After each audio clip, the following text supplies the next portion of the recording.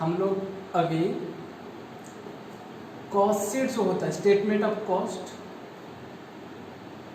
वो सब का जो सवाल है उसे हम सॉल्व करेंगे।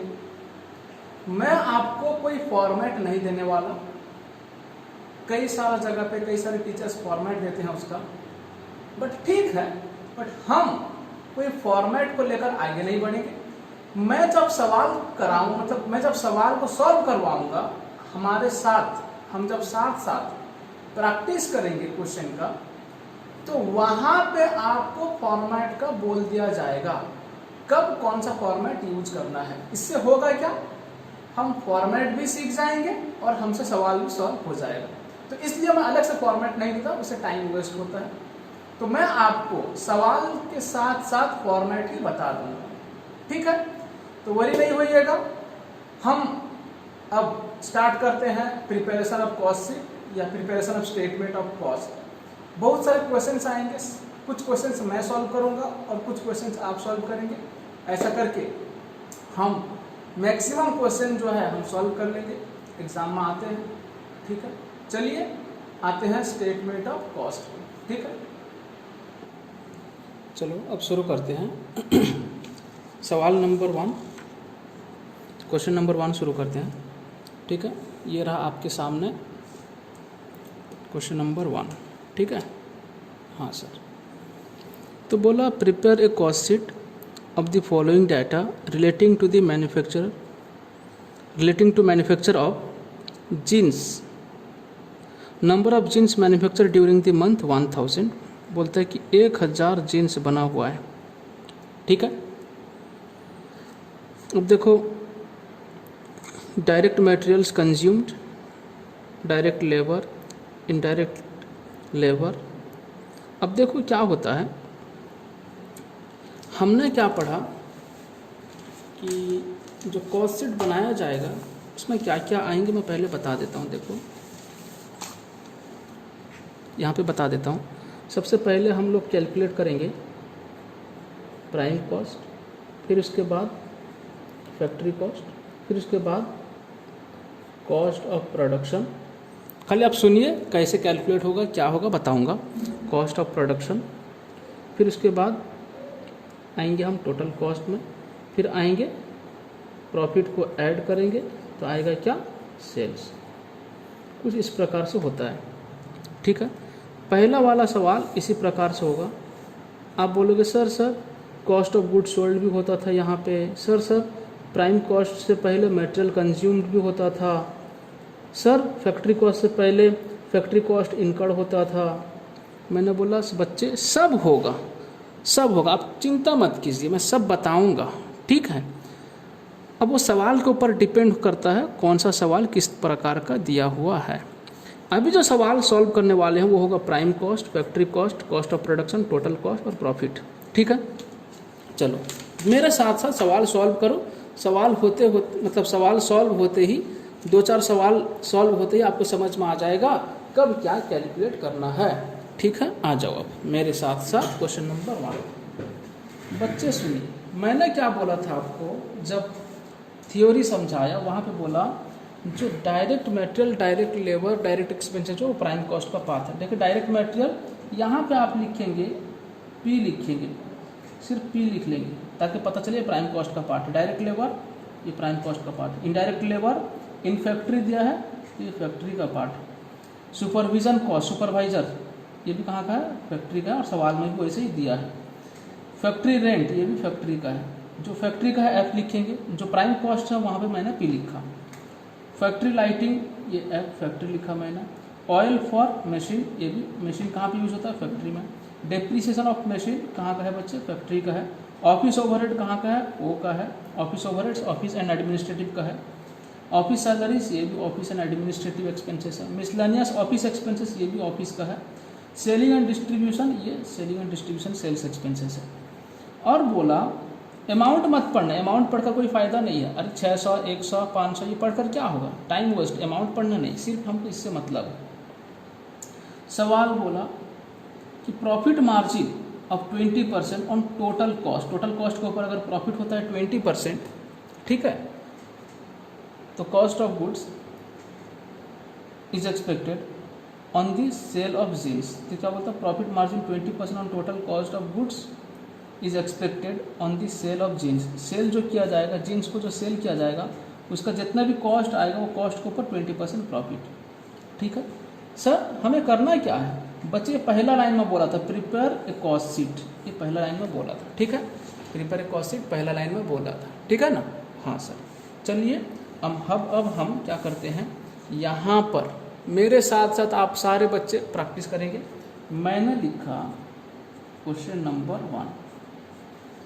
ठीक, अब देखिए, अब मैं फॉर्मेट बना रहा हूँ। ये होता है पर्टिकुलर्स और होता है एक अमाउंट का फॉर्मेट होगा। ठीक है, इस तरह से ये होगा अमाउंट का। ठीक है, हाँ सर। यहाँ पे आपको लिखना है क्या बच्चे, पर्टिकुलर्स, यहाँ पे लिखना है रुपीज़। ठीक है, तो पहले जो प्राइम कॉस्ट से रिलेटेड जो है वो आएगा, पहले डायरेक्ट मटेरियल आ जाएगा।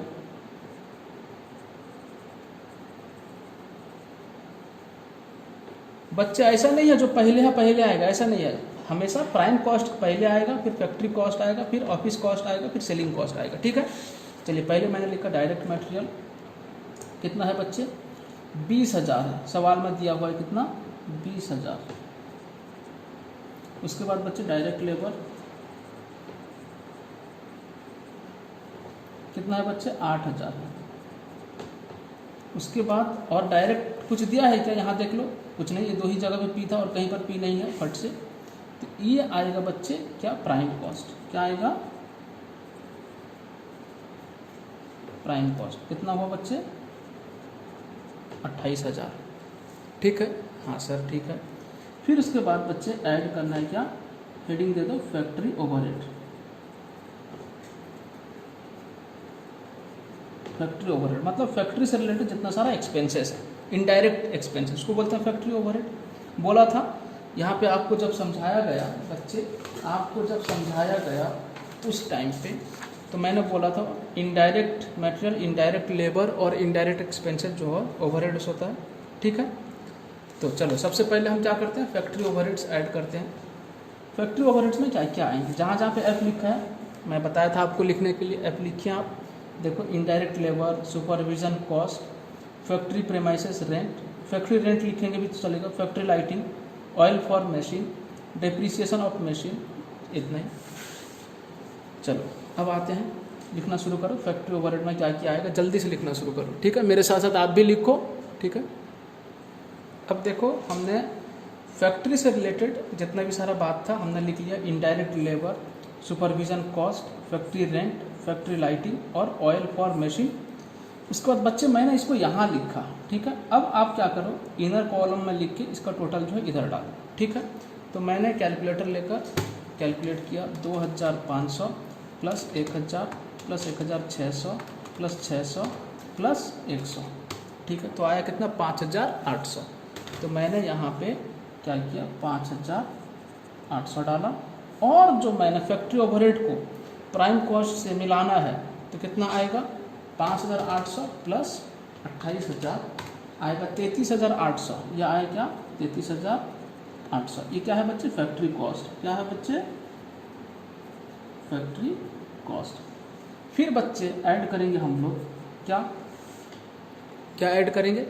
ठीक है, इस तरह से आपने कैलकुलेट किया, सब साथ साथ चलना।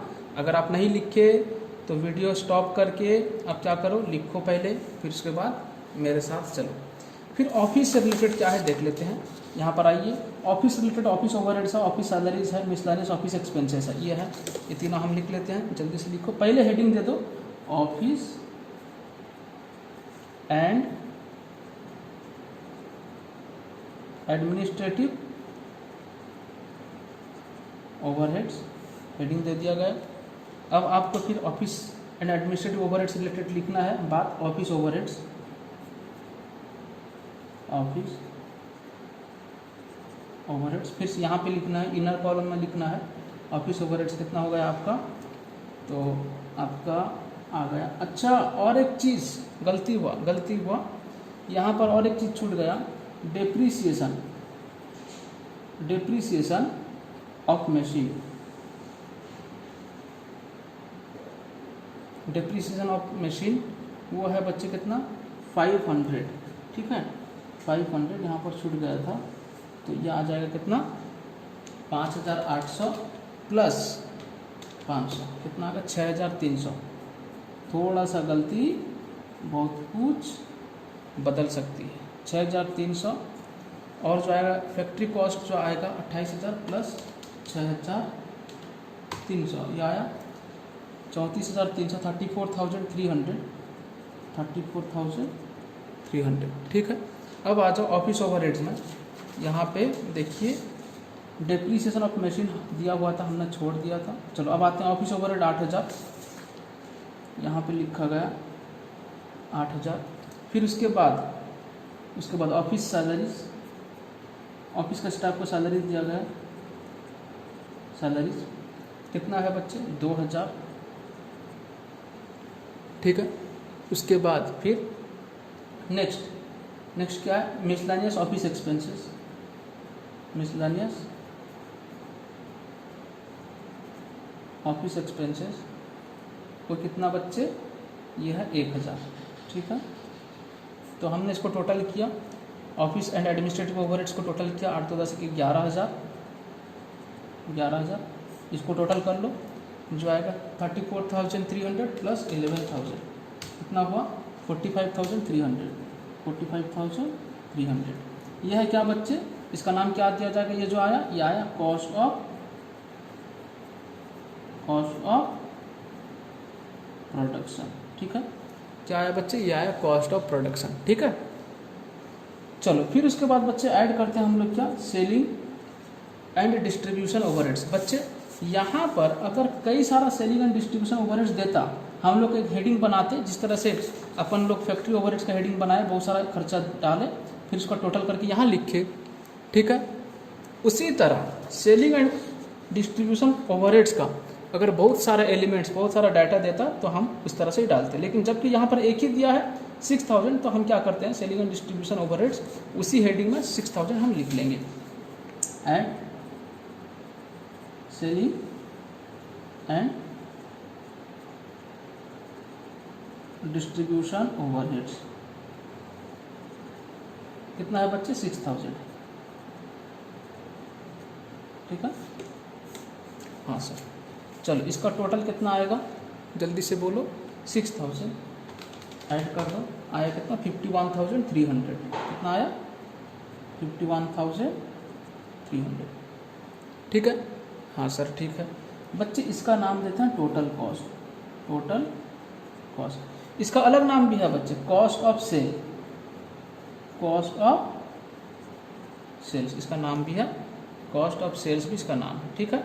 ये आया बच्चे, हम क्या करेंगे प्रॉफिट, सवाल में दिया था प्रॉफिट दिया था 20% प्रॉफिट दिया था सवाल में, ठीक है। तो इसका मतलब हमको क्या समझ में आता है, तो प्रॉफिट ही होगा, प्रॉफिट 20% ऑन सेल्स दिया था, sorry profit 20% on total cost दिया था। तो टोटल कॉस्ट होता है बच्चे ये, प्रॉफिट होता है कितना 20%, पहले लिख लो प्रॉफिट 20% इंटू कॉस्ट, ये लिख लिया हमने। जो भी आएगा तो देख लेते हैं 51,300 इंटू 20%, ये होता है 10,260, 10,260 जो आएगा ये आएगा 61,560। ये है बच्चे सेल्स, टोटल सेल्स, क्या है ये टोटल सेल्स, ठीक है। टोटल सेल्स यहाँ पे डबल लाइन हमने ड्रॉ कर दिया टोटल सेल्स में, ठीक है। अब इसका 61,560 और आंसर भी यहाँ पर दिया हुआ 61,560, तब हमारा जो ये प्रोसेस है ठीक है। अब ये रहा स्टेटमेंट ऑफ कॉस्ट। बच्चे ये स्टेटमेंट ऑफ कॉस्ट है, तो हमें यहाँ जबकि सवाल में बोला था कॉस्ट शीट बनाओ, क्या बनाने बोला था सवाल में, कॉस्ट शीट बनाओ, कॉस्ट शीट। तो लो हम लिख देते हैं यहाँ पे हेडिंग, क्या है बच्चे कॉस्ट शीट, ठीक है। 1000 जीन्स के लिए बोला, ठीक है। कॉस्ट शीट बोला कितना के लिए 1000 जीन्स के लिए। अगर ये सवाल में कुछ एडिशनल इन्फॉर्मेशन देता, cost per jeans, cost per 1 jeans, ये नंबर ऑफ जीन्स कितना है बच्चे 1000, मतलब जीन्स पैंट बना है उसका खर्चा सब इतना इतना हुआ है, 1000 जीन्स पैंट बना है इतना इतना सब खर्चा हुआ है।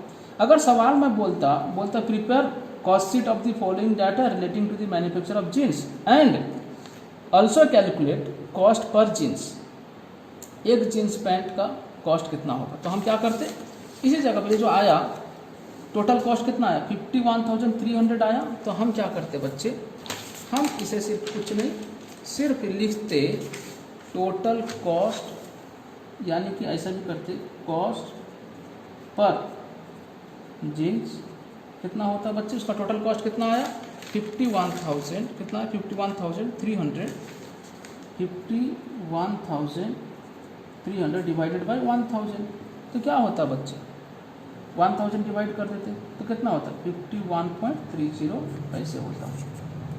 ठीक है, अगर कॉस्ट पर जीन्स बोलता इस तरह से हम करते। ठीक है, चलो अब सुनो, ये खत्म। यहाँ पर बच्चे इस सवाल में ना कोई ओपनिंग स्टॉक था ना कोई क्लोजिंग स्टॉक था, ना ओपनिंग स्टॉक था ना क्लोजिंग स्टॉक था, कुछ भी नहीं था। ठीक है, ये इस प्रकार का सवाल है। अब एक सवाल में आते हैं जहाँ पे ओपनिंग स्टॉक भी दिया हुआ हो और क्लोजिंग स्टॉक भी दिया हुआ हो, तो उस सवाल में आते हैं उसका स्टेटमेंट ऑफ कॉस्ट कैसे आएगा हम देख लेते हैं। पहले हमें ये समझना है कि ओपनिंग स्टॉक क्लोजिंग स्टॉक कहाँ पे आता है और किस तरह से आता है। देखिए मैं यहाँ पे पहले बता देता हूँ आपको। बच्चे मान लीजिए यह इंडस्ट्री, फिर से वही बात बोल रहा हूँ आपको समझा रहा हूँ, यह इंडस्ट्री बच्चे ये है आपका स्टोरेज डिपार्टमेंट, ये है प्रोडक्शन डिपार्टमेंट और ये है आपका गोडाउन जहाँ से गुड्स सेल होने के लिए जाता है और जहाँ से प्रोडक्शन डिपार्टमेंट से जो फिनिश स्टॉक जहाँ पर रहता है जाके। ठीक है, यह है गोडाउन, यह प्रोडक्शन डिपार्टमेंट। ठीक है, हाँ यह स्टोरेज डिपार्टमेंट। बच्चे यहाँ पर जो आकर रहता है सारा का सारा रॉ मटेरियल रहता है आगे। यहाँ पर क्या रहता है, ये प्रोसेसिंग में रहता है, इसको बोलते हैं। यहाँ पर अगर कोई स्टॉक रह गया उसको बोलते हैं वर्क इन प्रोसेस या वर्क इन प्रोग्रेस बोलते हैं। अगर प्रोडक्शन डिपार्टमेंट में कोई स्टॉक रह गया तो उसे बोलते हैं वर्क इन प्रोग्रेस या work in process. Storage department में अगर कुछ रह गया उसको उसे बोलते हैं रॉ मटेरियल्स। अब बच्चे यहाँ पर देखो ये होता है, यहाँ से फिनिश होने के बाद में तो सीधा कहाँ जाता है, गोडाउन में जाता है। यहाँ पर जो स्टॉक रहता है उसको बोलते हैं फिनिश्ड स्टॉक या फिनिश्ड गुड्स, यानी तो फिनिश्ड गुड्स भी बोलते हैं। ठीक है, हाँ सर ठीक। बच्चे सुनिए, हमने पहले खरीदा, ध्यान सुनेंगे समझेंगे बात को। हमने सबसे पहले खरीदा बच्चे 100 kg of raw material, 100 kg।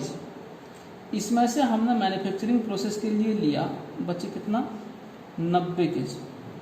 कितना लिया बच्चे 90 kg लिया। समझ में आई बात, हाँ सर 90 kg। बच्चे यहाँ पर रह गए कितना, जो क्लोजिंग स्टॉक रह गया, क्लोजिंग रॉ मटेरियल कितना रह गया बच्चे 10 kg। अब बच्चे यहाँ पर 90 kg आया वर्क इन प्रोसेस में। बच्चे प्रोसेसिंग हुआ होने के बाद में जो फिनिश स्टॉक बना ना, वो बना बच्चे 75 kg का फिनिश स्टॉक बन गया। बच्चे और भी जो आधा अधूरा बनकर है, बनना बाकी है, कंप्लीट हुआ नहीं, कंप्लीट होना बाकी है, वो कितना है बच्चे 15 kg। ये भी क्लोजिंग है, ये भी क्या है बच्चे क्लोजिंग। ठीक है, अब 75 kg बच्चे यहाँ पर आ गया फिनिश स्टॉक बनकर। बच्चे सेल होने के लिए जो गया ना, सेल हुआ बच्चे 50 kg सेल हुआ। कितना kg सेल हुआ बच्चे 50 kg सेल हुआ। बच्चे आप बताइए क्लोजिंग फिनिश स्टॉक कितना रह गया, बोलो कितना रह गया 25 रह गया, 25 kg। समझ में। फिर उसके बाद बच्चे फिर दोबारा से प्रोसेसिंग में आते हैं, दोबारा से फिर नेक्स्ट प्रोसेसिंग में आते हैं, नेक्स्ट प्रोसेस में आते हैं, नेक्स्ट खरीदते हैं। नेक्स्ट खरीदा गया बच्चे 200 kg खरीदा गया। मैं यहाँ लिख देता हूँ, दो कितना खरीदा गया 200 kg खरीदा गया, नेक्स्ट वाला। फिर उसके बाद यहाँ 200 में से बच्चे रॉ मटेरियल से जो आया प्रोडक्शन डिपार्टमेंट को, वो कितना आया पता है, वो आया 205 kg। कितना आया बच्चे मैं बता देता हूँ, 205 kg खरीदा गया। 205 kg स्टोरेज डिपार्टमेंट से प्रोडक्शन डिपार्टमेंट को जो आया 205 kg आया। सर आप बोलोगे सर, मैंने बोला जी सर 200 kg खरीदे लेकिन 205 kg प्रोडक्शन डिपार्टमेंट कैसे आया? बच्चे 200 kg खरीदे लेकिन लास्ट टाइम 100 खरीदे थे, 90 ट्रांसफ़र हुआ था और तो 10 रह गया था ना।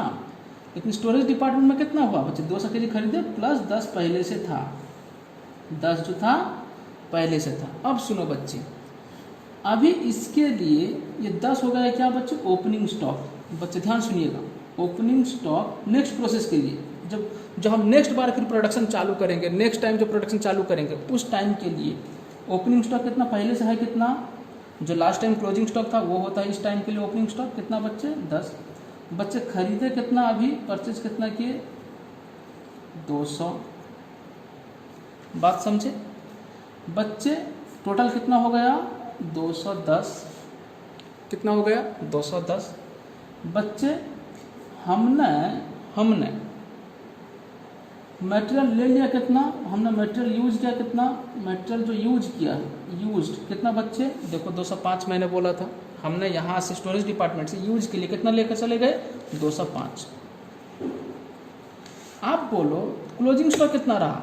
210 में से 205 हम यूज कर लिए, 210 में से 205 हमने यूज कर लिया, तो क्लोजिंग स्टॉक कितना रहा बच्चे? 5। तो ये बच्चे माइनस कर लेना 5, क्या? Closing stock of raw material. तो अब देखो opening stock plus purchase add किए, जो आया 210 आया। अगर ये 5 हम माइनस कर लेते हैं तो आया क्या? Material consume. सर ये 5 क्यों माइनस करेंगे? 5 थोड़ी हमको पता था। बच्चे प्रैक्टिकली क्या होता है, हम पहले से रखे थे कितना, ये रिकॉर्ड रहता है 10 यूनिट, खरीदे कितना? 200। लेकिन लास्ट में जब देखते हैं 5 यूनिट बच गया, 5 यूनिट रॉ मटेरियल रह गया है, तो यूज कितना हुआ होगा? 205। बात समझे? इस तरह का सवाल दिया रहेगा, मटेरियल यूज कितना बच्चे? 205।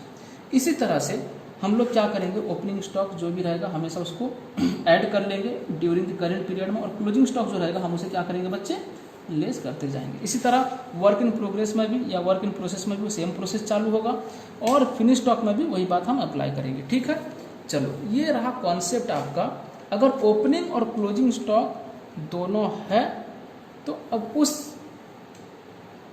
बात के लिए, अगर वो है ओपनिंग स्टॉक और क्लोजिंग स्टॉक है उस टाइम में, तो स्टेटमेंट ऑफ कॉस्ट यानी कि कॉस्ट शीट जो है तो कैसे बनाया जाएगा। आइए उस तरह का सवाल एक देख लेते हैं। देखिए यहाँ पे ये सवाल रहा, 3 नंबर सवाल रहा, 2 नंबर आपके लिए मैं छोड़ रहा हूँ, 2 नंबर आप करेंगे। ठीक है, जे 1 नंबर जैसा ही किए 2 नंबर वैसा ही है, ये आपको करना है। 3 नंबर में आते हैं। देखिए 3 नंबर का सवाल क्या है। द कटक लिमिटेड, वाह, supplies you the following information and require you to prepare a cost sheet. Cost sheet बनाने के लिए बोला, ठीक है, बोलता है कॉस्ट शीट बनाओ। बच्चे स्टॉक ऑफ रॉ मटेरियल 1 सितंबर 2019, 1 सितंबर 2019 में opening stock of raw material, मतलब स्टॉक ऑफ रॉ मटेरियल 75,000। अरे ये ओपनिंग है या क्लोजिंग है अभी पता नहीं है, चलो। Stock of raw material on 30 सितंबर 2019। बच्चे तो क्या हुआ 1 सितंबर, ये मतलब सितंबर मंथ का दिया है। कहाँ का दिया है, कब का दिया है? सितंबर मंथ का दिया है डाटा।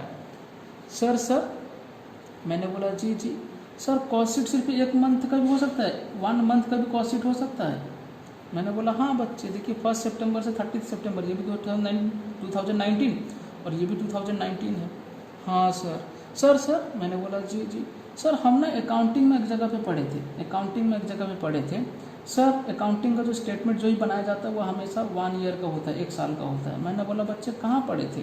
सर हम ना एक कॉन्सेप्ट एंड कन्वेंशन होता है, एक चैप्टर में, अकाउंटिंग का एक चैप्टर है जो बच्चे फर्स्ट ईयर में पढ़े होंगे, या नहीं तो जो बच्चे फाउंडेशन में पढ़े होंगे, या जो बच्चे अकाउंटिंग का जो बेसिक कॉन्सेप्ट होता है वहाँ पे एक चैप्टर होता है concept and conventions of accounting, यानी कि अकाउंटिंग प्रिंसिपल्स।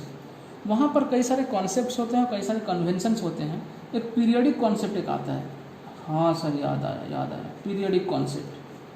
तो वहाँ पे बोलता है अकाउंटिंग का जो लाइफ है ना, 1 साल में डिवाइड किया गया है। ठीक है, 1 अप्रैल से लेकर 31 मार्च हो सकता है, 1 जनवरी से लेकर 31 दिसंबर भी हो सकता है। लेकिन बच्चे कॉस्ट, ये सब बात जो है कॉस्ट अकाउंटिंग में अप्लीकेबल नहीं है। कॉस्ट अकाउंटिंग में हमको बनाना है एक प्रोसेस का कि एक प्रोडक्ट को बनाने में कितना टाइम लगता है और उसी टाइम के लिए हमें क्या बनाना है, कॉस्ट शीट बनाना है। जैसे कि ये जो कटक लिमिटेड कोई प्रोडक्ट बनाता है तो उसको 1 महीना लगता है एक प्रोडक्ट, मतलब कोई प्रोडक्ट को प्रोसेस करने में, एक प्रोडक्ट का काम चालू किया उसको कंप्लीट करने में, उस प्रोडक्ट को कंप्लीट करने में तो 1 मंथ लगता है, तो इसलिए वो 1 मंथ का डाटा दिया है। ठीक है। Stock of raw materials, stock of raw materials, ये दोनों स्टॉक ऑफ रॉ मटेरियल्स है लेकिन दोनों का डेट अलग अलग है। इसको ओपनिंग बोलेंगे, इसको क्लोजिंग बोलेंगे। सर मैंने बोला जी सर हमेशा ओपनिंग स्टॉक पहले दिया रहेगा? नहीं बच्चे, ऐसा नहीं, उसका डेट को देखना। हो सकता है स्टॉक ऑफ रॉ मटेरियल ये 30 सितंबर दे और यहाँ पे स्टॉक ऑफ रॉ मटेरियल 1 सितंबर दे। ध्यान से, एग्ज़ाम वाले जो एग्जामिनर हैं जो क्वेश्चन बनाते हैं वो आपका दिमाग खा सकते हैं। हालांकि आपका दिमाग खाने का लायक नहीं है लेकिन उनको बड़ा मज़ा आता है आपका दिमाग खा के। ठीक है, चलो जो भी हो, तो ऐसा भी हो सकता है पहले जो डाटा दिया रहेगा वो क्लोजिंग हो सकता है, नेक्स्ट डाटा दिया रहेगा ओपनिंग हो सकता है। ठीक है। अब डायरेक्ट वेजेस, इनडायरेक्ट वेजेस जो है ये फैक्ट्री का है। अब यहाँ से चलो बच्चे, मैंने आपको बताया opening stock plus purchase, closing stock जो है वो मटेरियल कंज्यूम का पार्ट है। ठीक है ना? हाँ सर।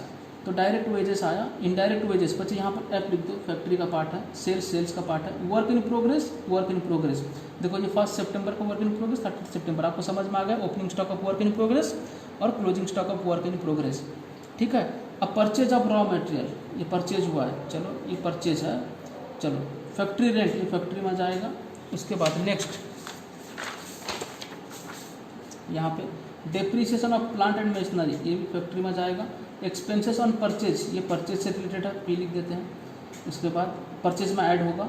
उसके बाद कैरेज आउटवर्ड, ये कैरेज इनवर्ड और कैरेज आउटवर्ड दो होता है। कैरेज इनवर्ड परचेज के टाइम पे जो इनकर्ड होता है कैरेज होता है कैरेज इनवर्ड, जो सेल्स के टाइम पे कैरेज इनकर्ड होता है सेल कैरेज आउटवर्ड। तो ये जो होता है सेलिंग एक्सपेंसेस में जाएगा। ठीक है। एडवर्टाइजमेंट, ये भी selling expenses. Office rent and taxes, ये ऑफिस ओवरहेड में जाएगा। ट्रैवलर्स वेजेस एंड कमीशन, ये कहाँ पे जाएगा? वो डिस्ट्रीब्यूशन, सेलिंग एंड डिस्ट्रीब्यूशन मतलब distribution expenses. Stock of finished goods, ये है 1 सितंबर और ये है 30 सितंबर। तो ये है opening stock of finished goods, ये होता है closing stock of finished goods. ठीक है, इतना ही खत्म। सवाल इतना पे ख़त्म हो जाता है। बट सवाल का पहले स्टार्टिंग में बोला था, क्या बोला था? You are required to prepare a cost sheet, ये सवाल में बोला था। ठीक है, चिंता मत कीजिए, सवाल कैसे सॉल्व किया जाएगा मैं अभी बताऊंगा। No tension, only attention. ठीक है, अब सुनो बच्चे, मैं यहाँ पे और थोड़ा सा चालाक आपको बना देता हूँ। हो सकता है stock of raw material last में दे और स्टॉक ऑफ फिनिश्ड गुड्स पहले दे दे। ये जो स्टॉक ऑफ रॉ मटेरियल है, स्टॉक ऑफ रॉ मटेरियल जो दिया है वो शायद यहाँ पे भी दे सकता है जो लास्ट में दिया है। हो सकता है जो स्टॉक ऑफ फिनिश्ड गुड्स है बच्चे वो स्टॉक ऑफ रॉ मटेरियल की जगह पे भी दे सकता है। ठीक है, बट सवाल कुछ भी हो सकता है, बट आपको बच्चे क्या करना है? सही काम करना है जो मैं अभी सिखाने वाला हूँ। ठीक है? हाँ सर, ठीक है सर, जल्दी जल्दी सिखाइए हमको, जल्दी जल्दी सिखाइए। मैंने बोला रुको, ये कोई रेडीमेड चीज़ थोड़ी है। नहीं बच्चे, ये मुझे बनाना पड़ता है और आपको खिलाना पड़ता है। हाँ चलो आ जाओ, पहले लिखते हैं क्वेश्चन नंबर 3। ठीक है, पहले क्वेश्चन नंबर, फिर बच्चे ये क्या होगा? स्टेटमेंट ऑफ कॉस्ट, यानी कि यहाँ पे सवाल में बोला था कॉस्ट शीट, मैं लिख देता हूँ कॉस्ट शीट। ठीक है, हाँ सर ठीक है। चलो अब क्या करते हैं, फिर से फॉर्मेट बना लेते हैं। मैं बोला था ना आपको मैं फॉर्मेट सिखाऊंगा नहीं, सवाल सॉल्व करते करते आप फॉर्मेट बिल्कुल सीख जाएंगे। ठीक है? हाँ सर, अच्छी बात है। आप ना सर हमको अच्छा से पढ़ाना। मैंने बोला बच्चे आप ना बहुत अच्छा से पढ़ना। चलो सुनो तो प्लीज़, ये होता है स्टेटमेंट ऑफ ये पर्टिकुलर्स होगा। चलो बिल्कुल साथ साथ जाना है, बिल्कुल साथ साथ। ठीक है, अब देखो हमने यहाँ से शुरू किया था, अब यहाँ तक आ गए, पर्टिकुलर्स तक आ गए। चलो अब मेरे साथ साथ सबसे पहले मटेरियल कंज्यूम कैलकुलेट करेंगे। ठीक है, उसके लिए क्या करना है बच्चे? ओपनिंग स्टॉक ऑफ क्या करना है? Raw material. ठीक है। कितना दिया है बच्चे opening stock of raw material, मैं दिखा देता हूँ 75,000 दिया, ठीक है। आप भी लिखो 75,000, ठीक है। हाँ सर, उसके बाद बच्चे ऐड प्लस करना है, खाली परचेज लिखो या नहीं तो परचेज ऑफ रॉ मटेरियल। कितना है बच्चे परचेज ऑफ रॉ मटेरियल, देखो बच्चे सीधा सीधा नहीं दिया है परचेज ऑफ रॉ मटेरियल, यहाँ पे दिया था परचेज ऑफ रॉ मटेरियल जो है वो यहाँ पे दिया था। कितना दिया था 66,000 दिया था। कितना दिया था बच्चे 66,000, ठीक है। मैंने लिखा 66,000। बच्चे परचेज रिलेटेड कोई एक्सपेंसेस है क्या, जैसे कैरेज इनवर्ड या परचेज एक्सपेंसेस कुछ है क्या? हाँ सर अभी पढ़े थे आप, हम सुने थे, पढ़े थे आप पढ़ाई किए थे। एक्सपेंसेस ऑन परचेज देखे ना, मैं पी लिखा था, ये परचेज एक्सपेंसेस है, ठीक है। कितना 1500, तो मैंने लिखा एंड एक्सपेंसेस ऑन परचेज। कितना बच्चे 1500 हो गया। और कुछ परचेस रिलेटेड अगर एक्सपेंसेस है तो इसमें ऐड करना सर। एग्जांपल जैसे कि फ्रेट, कैरेज इनवर्ड, कैटेज वो सब है तो ऐड करना। नहीं था ऐसा तो हमने क्या किया ऐड किया। तो कितना 75,000 प्लस 66,000 प्लस 1,500 इतना, तो 1,42,500 1,42,000 क्या होगा 500, ठीक है। हाँ सर ठीक है। उसके बाद बच्चे क्या करना, इसका नाम कुछ नहीं, इसका नाम कुछ नहीं, समझे, इसका नाम कुछ नहीं देना। अब माइनस करना क्या बच्चे, closing stock of raw material. क्या देना, closing stock of raw material, ठीक है। हाँ सर ये क्यों लिखा, अब बच्चे कभी कभी बच्चे क्या करते हैं पता है, यहाँ लिख देते हैं मटेरियल कंज्यूम लिख देते हैं इसको नहीं बच्चे लिखेंगे तो गलत हो जाएगा। पहले ये सब ऐड करने के बाद जो आएगा, हम अगर closing stock of raw material minus करेंगे तभी आएगा क्या रॉ मटेरियल कंज्यूम्ड। तो closing stock of raw material था कितना 91,500, इसको ब्रैकेट के अंदर लिखना, ठीक है सर। ब्रैकेट के अंदर लिखेंगे, क्यों सर, रुको बताता हूँ, पहले मैं माइनस कर लेता हूँ फिर बताता हूँ। 91,500 तो कितना आया बच्चे 51,000 आया, 51,000। इसका नाम क्या देना, मटेरियल कंज्यूम्ड, ठीक है, मटेरियल कंज्यूम देना, ठीक है। ये रहा 51,000 मटेरियल कंज्यूम। हाँ सर बोलिए ना, इसको ब्रैकेट के अंदर क्यों लिखेंगे। मैंने बोला बच्चे जो चीज़ माइनस होगा ना आप उसे ब्रैकेट के अंदर लिखा करो। सर ऐसा क्यों, बच्चे एग्ज़ाम के टाइम में ना आप बहुत टेंशन में रहेंगे, ठीक है, नहीं होना चाहिए टेंशन, बट फिर भी आप बच्चे हो, स्टूडेंट हो, एग्ज़ाम हर बच्चे के लिए बहुत बड़ा होता है, तो इसलिए बच्चे जो होते हैं डरे होते हैं, ये हर बच्चे का होता है, ठीक है। मैं भी स्टूडेंट था अपने ज़माने में, इसलिए तो सर बना हूँ, ठीक है, टीचर बना हूँ, तो पहले स्टूडेंट हुआ करते हैं सर, ठीक है ना। अभी भी मैं देखो आपकी तरह स्टूडेंट हूँ, देखो ना सब सवाल सब पूछता हूँ सर को, ठीक है। हाँ सर चलिए बताइए ना सर ये ब्रैकेट के अंदर क्यों होता है। बच्चे सुनो, एग्ज़ाम में क्या होगा अगर इसमें ब्रैकेट नहीं देंगे, आप थोड़ी एग्जाम में इसको देखकर यहाँ पर जो जो ऐड हुआ वही ऐड करेंगे, ऐसा तो नहीं। आप सीधा कैलकुलेटर इस तरह से रखेंगे, सीधा इसको 75,000 ठीक प्लस 66,000 प्लस 1,500 आ गया 1,42,000। फिर क्या करेंगे, प्लस तो ऑलरेडी तो प्लस मार्क है ना, तो क्या करेंगे प्लस तो क्लिक करके है, नहीं तो प्लस क्लिक कर देंगे 91,000। जबकि और आपका दिमाग थोड़ा स्ट्राइक नहीं करेगा कि ये माइनस करना है, ठीक है ना। आपको आप यहाँ ठीक लिखे हैं, आप माइनस सिंबल दिए हैं या माइनस लिखे हैं जो भी, लेकिन यहाँ पर आपका दिमाग काम नहीं करेगा। आप एडिशन करते करते करते करते इसको भी ऐड करते हुए चले जाएंगे। अच्छा सर, हाँ सर ऐसा भी होता है कभी कभी, जब इसको ब्रैकेट के अंदर लिखेंगे तो थोड़ा सा दिमाग कहीं ना कहीं स्ट्राइक करेगा, अरे बाप रे डेंजर, ये ब्रैकेट के अंदर है तो हमें माइनस करना होगा। ओहो ऐसा है, मैंने बोला हाँ ऐसा ही है बच्चे, खुश हैं। अब आगे चले, ये आ गया मटेरियल कंज्यूम्ड। अब बच्चे आते हैं कुछ डायरेक्ट लेबर या डायरेक्ट एक्सपेंसेस है, तो यहाँ पर क्या करेंगे, ऐड करेंगे। देखो कुछ है क्या, मैंने आपको बोला था प्राइम कॉस्ट का कुछ पार्ट है, ये देखो डायरेक्ट वेजेस, ये यहाँ पे लिख देने का मतलब प्राइम कॉस्ट का पार्ट है, ठीक है, डायरेक्ट वेजेस। तो लिखो ऐड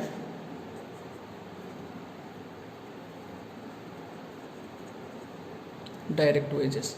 कितना है बच्चे, डायरेक्ट वेजेस कितना है बोलो, यहाँ पर है डायरेक्ट वेजेस, ये रहा, कितना है 52,500, 52,500 है डायरेक्ट वेजेस, ठीक है। और है फिर उसके बाद इनडायरेक्ट वेजेस। बच्चे ये इनडायरेक्ट वाला जो है प्राइम कॉस्ट का पार्ट नहीं है, इनडायरेक्ट पार्ट वाला है, इनडायरेक्ट वेजेस जो है ये फैक्ट्री ओवरहेड का है, ठीक है। हाँ सर, तो इसको फिर एडिशन कर दो, ये ऐड कर लो, 51,000 प्लस 52,500 कितना आया, 1,03,500। बच्चे ये क्या आएगा, प्राइम कॉस्ट, ठीक है, ये क्या आया बच्चे, प्राइम कॉस्ट आया, ठीक है। हाँ सर, उसके बाद बच्चे क्या करना है, नॉर्मल एज यूजुअल क्या करना है, फैक्ट्री ओवरहेड ऐड करना है, एंड फैक्ट्री ओवरहेड क्या करना है, फैक्ट्री ओवरहेड्स ऐड करना है। हेडिंग हमने दे दिया। अब देखो क्या क्या फैक्ट्री ओवरहेड्स में आएगा, देख लेते हैं बच्चे। इनडायरेक्ट वेजेस, सबसे पहले क्या, इनडायरेक्ट वेजेस, चलो लिख लेते हैं।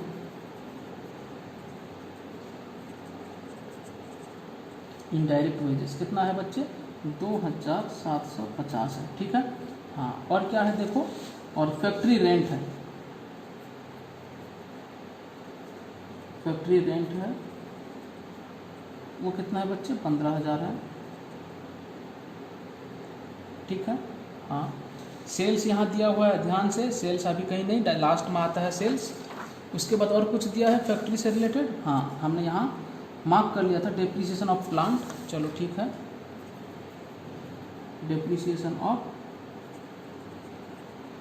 प्लांट कितना है बच्चे, 3,500, इसको ऐड कर लो, ठीक है, 2,750 प्लस 15,000 प्लस 3,500, ठीक है, 21,250 यहाँ पे, 21,250 इसको ऐड करते हैं। 21,250 प्लस 1,03,500 तो कितना हुआ, 1,24,750, 1,24,750।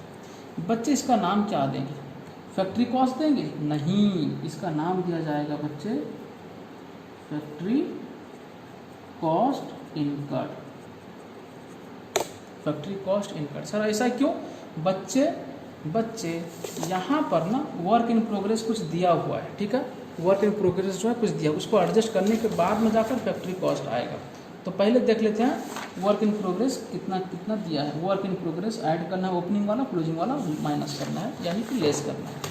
तो चलो ऐड कर लेते हैं, ओपनिंग वर्क इन प्रोग्रेस कितना दिया है बच्चे, 28,000 दिया है, ठीक है, 28,000 ऐड कर लो पहले, 1,24,750 प्लस 28,000 कितना है, 1,52,750, 1,52,750। इसका भी नाम कुछ नहीं देना, इसका भी नाम कुछ नहीं देना, ठीक है। अब लेस करते हैं क्या, closing work in progress. Sir हम भी लिख देंगे, एग्जाम में अगर सवाल आएगा हम भी लिखेंगे, कुछ नहीं देना, अरे नालायक हो, मजाक करता हूँ, ताकि आप जब एग्ज़ाम के टाइम पे अपना कॉपी देखो तो भी याद आए सर बोले थे यहाँ पर कुछ नहीं देना, ठीक है। फिर एग्ज़ाम में जब ऐसा सवाल आ गया आप सॉल्व करते रहेंगे, इसी जगह पे थोड़ा मुस्कुराएंगे कि हाँ सर बोले थे कुछ नहीं देना, हाँ हो। चलो क्लोजिंग वर्क इन प्रोग्रेस तो कितना बच्चे, 35,000, ठीक है, 35,000। फिर बच्चे याद है आपको जो चीज़ माइनस होगा, मैंने बोला था ब्रैकेट के अंदर लिखना, चलो देखो ब्रैकेट के अंदर लिखो, ठीक है। चलो 1,52,750 माइनस 35,000 तो कितना है, 1,17,750, 1,17,750 1,17,750। ये क्या है बच्चे? Factory cost. अब आया फैक्ट्री कॉस्ट, ठीक है। हाँ सर ठीक है। अब नेक्स्ट फिर पेज में आते हैं, वहाँ जगह नहीं है, चलो आते हैं। इसके बाद फिर ऐड क्या करेंगे बच्चे? Office and admin overhead, office and admin overheads heading बना दिया गया। चलो इसमें और क्या क्या आएंगे देख लेते हैं। चलो यहाँ पे आएगा, एक ही है, ऑफिस रेंट एंड टैक्सेस, एक ही चीज़ दिया हुआ है। चलो हम लिख लेते हैं, और ज़्यादा देता तो हम ज़्यादा भी लिखते। ऑफिस रेंट, सीधा डायरेक्ट यहाँ ले लेते हैं। कितना दिया है बच्चे? ऑफिस रेंट कितना दिया हुआ है? ऑफिस रेंट कितना दिया है देख लेते हैं। ये है ऑफिस रेंट,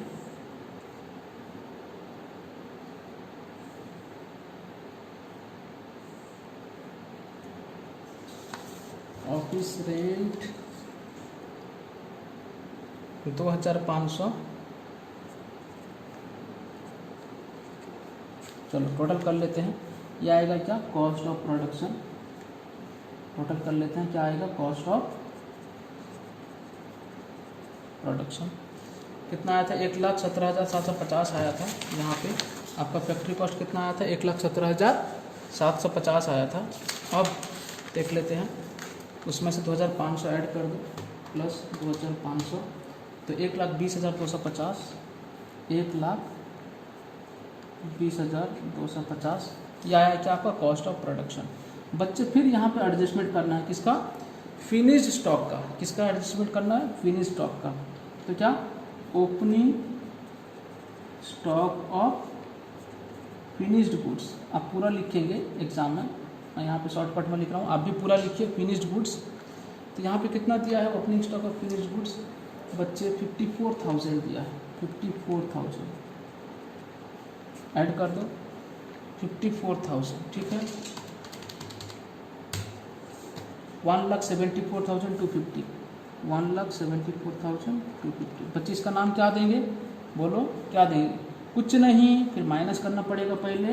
कौन सा? Closing stock of finished goods. कितना दिया है ये? 31,000 दिया है। बच्चे क्या यहाँ पे ब्रैकेट दें? हाँ सर दीजिए। तो अब ये आएगा बच्चे कॉस्ट ऑफ गुड्स सोल्ड। क्या आएगा? Cost of goods sold 1,74,250 minus 31,000, तो कितना रहा? 1,43,250, 1,43,250 क्या है? Cost of goods sold. और बच्चे लास्ट में क्या ऐड करना है? Selling and distribution overheads. हाँ सर वो रह गया, सेलिंग एंड डिस्ट्रीब्यूशन ओवरहेड्स, ठीक है। ये हेडिंग हमने दिया। देखो क्या क्या है सेलिंग एंड डिस्ट्रीब्यूशन ओवरहेड्स में, क्या क्या जाएगा देख लेते हैं अपन लोग। कैरेज आउटवर्ड एडवर्टाइजिंग, और उसके बाद ट्रैवलर्स वेजेस एंड कमीशन। देखो कैरेज आउटवर्ड लिख लेते हैं, कैरेज आउटवर्ड कितना है बच्चे? कैरेज आउटवर्ड 2,500, क्योंकि बहुत 2-3 है इसलिए हम क्या करें, इनर कॉलम में लिख रहे हैं 2,500। एडवर्टाइजिंग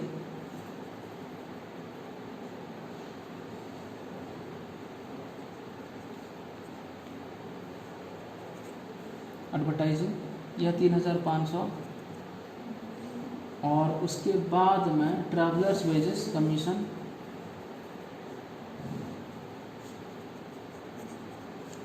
वेजेस जो भी है एंड कमीशन, ये हो गया आपका 6,500।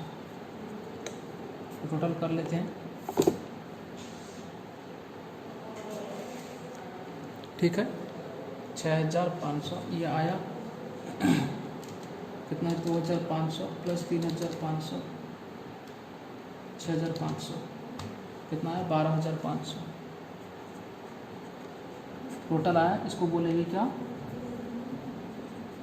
टोटल कॉस्ट कितना आया 12,500 ऐड कर लो 1,43,250 में कितना आया 1,57,750 1,55,750 ना। हाँ जी 1,55,750 1,55,750 ये आया।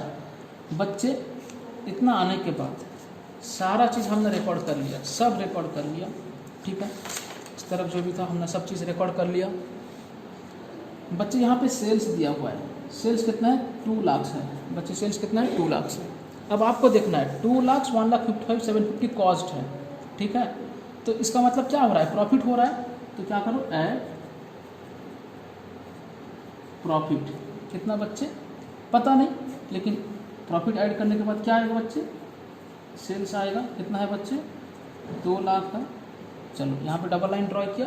अब हम क्या करते हैं 2 लाख से 1,55,750 माइनस करते हैं 44,250 44,250 क्या है बच्चे, ये प्रॉफिट है, ठीक है। ये आया बैलेंसिंग फिगर, मैं लिख भी देता हूँ, यह बैलेंसिंग फिगर, ठीक है। अब यहाँ पे समाप्त हुआ आपका। अगर ओपनिंग एंड क्लोजिंग स्टॉक दिया होगा तो इस तरह से होता है। मैं आपको डिफरेंस बता देता हूँ, दोनों में क्या डिफरेंस है, दोनों में क्या अंतर है।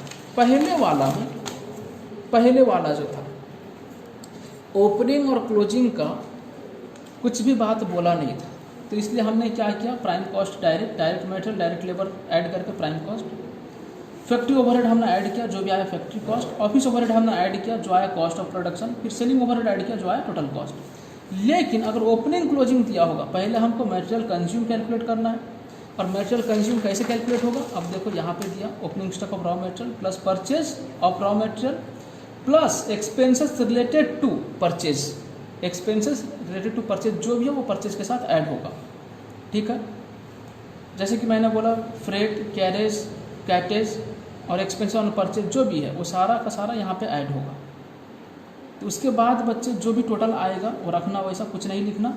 और closing stock of raw material क्या करना, माइनस करना। जो आएगा वो रहेगा क्या बच्चे, मटेरियल कंज्यूम, या नहीं तो इसको रॉ मटेरियल कंज्यूम भी बोलते हैं।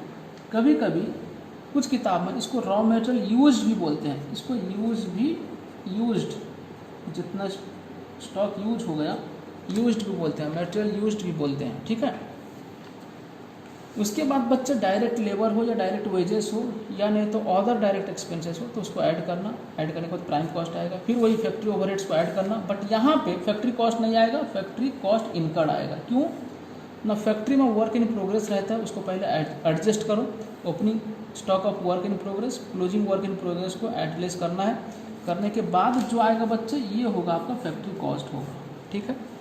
जो होगा ये फैक्ट्री कॉस्ट होगा। फिर उसके बाद फैक्ट्री कॉस्ट में बच्चे क्या करना है, फैक्ट्री कॉस्ट में क्या करना है आपको, office and administrative overheads add करना है। जो आएगा उसका नाम देना कॉस्ट ऑफ प्रोडक्शन, ठीक है। फिर उसके बाद opening stock of finish goods और closing stock of finish goods का एडजस्टमेंट करना, एडलेस करना, जो आएगा कॉस्ट ऑफ गुड्स सोल्ड, ठीक।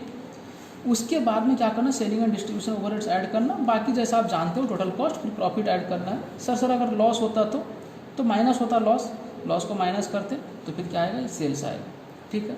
सर मैंने बोला जी सर हमको एक बात बताइए ना, कॉस्ट ऑफ प्रोडक्शन और कॉस्ट ऑफ गुड्स सोल्ड में क्या डिफरेंस है। सर ये बताइए ना हमको। बच्चे जितना यूनिट हम प्रोडक्शन किए ड्यूरिंग द पीरियड में ये उसका कॉस्ट है, ये उसका कॉस्ट। और कॉस्ट ऑफ गुड्स सोल्ड जो है जितना यूनिट हम सेल करेंगे मार्केट में ये उसका कॉस्ट है। बच्चे ऐसा नहीं होता है कभी जितना यूनिट हम प्रोड्यूस किए उतना हम सेल करेंगे, ऐसा नहीं होता है। चलो मैं यहाँ पे एग्जांपल दे देता हूँ इसी के साथ साथ, तो आपको समझना में थोड़ा आसान होगा। चलो देख लो, ये आपको पूरा दिखाई देता है, और थोड़ा सा और थोड़ा, बस अब दिखाई दिया आपको जी, पूरा दिखाई दिया। हाँ अब चलो ठीक है बच्चे, मैं आपको समझाता हूँ। देखिए ध्यान से समझेंगे मेरा बात। ये है क्या, कॉस्ट ऑफ प्रोडक्शन। बच्चे हमने इस बार जो सितंबर का मंथ है हमने प्रोड्यूस किया था, मान लीजिए प्रोड्यूस किया था 1000 यूनिट्स। कितना प्रोड्यूस किया, 1000। तो जितना प्रोड्यूस किया यह है उसका कॉस्ट, ये जो है 1000 यूनिट का कॉस्ट।